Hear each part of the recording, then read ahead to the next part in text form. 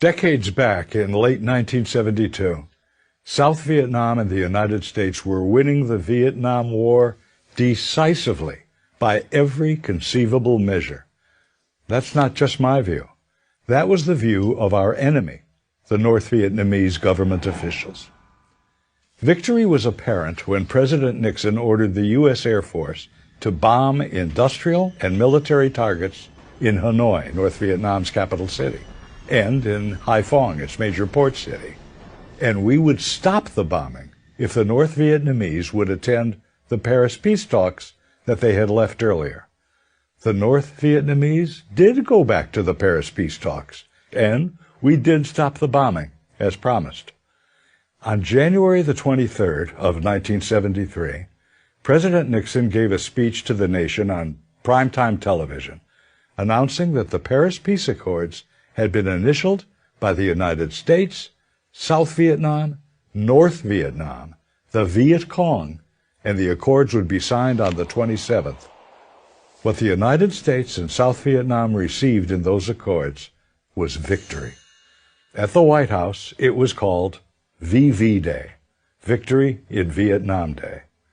The U.S. backed up that victory with a simple pledge within the Paris Peace Accords, saying should the South require any military hardware to defend itself against any North Vietnam aggression, we would provide replacement aid to the South on a piece-by-piece, one-to-one replacement, meaning a bullet for a bullet, a helicopter for a helicopter. For all things lost, replacement.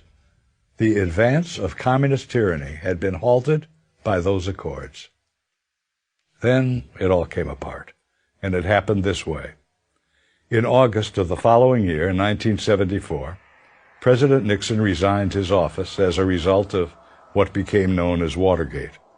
3 months after his resignation came the November congressional elections, and within them the Democrats won a landslide victory for the new Congress. And many of the members used their new majority to defund the military aid that the United States had promised, peace for peace, breaking the commitment that we made to the South Vietnamese in Paris to provide whatever military hardware the South Vietnamese needed in case of aggression from the North.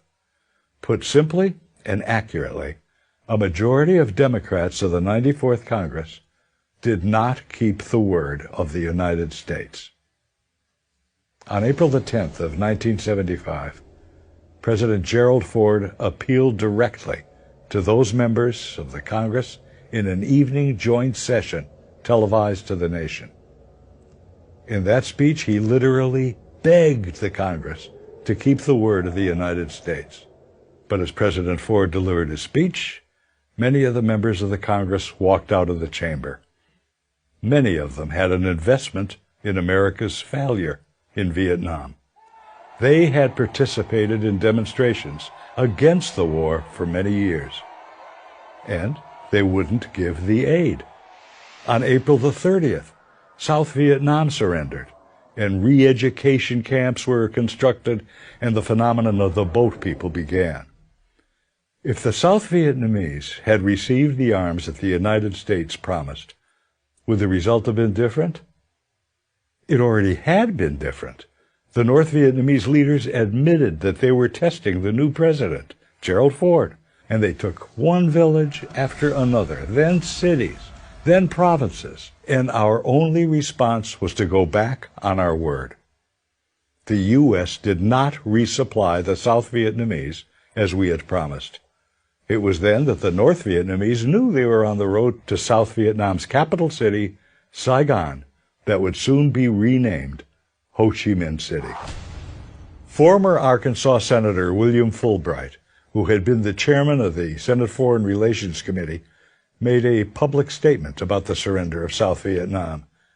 He said this, "I am no more distressed than I would be about Arkansas losing a football game to Texas."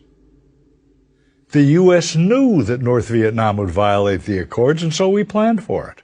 What we did not know was that our own Congress would violate the accords, and violate them, of all things, on behalf of the North Vietnamese. That's what happened. I'm Bruce Hershenson.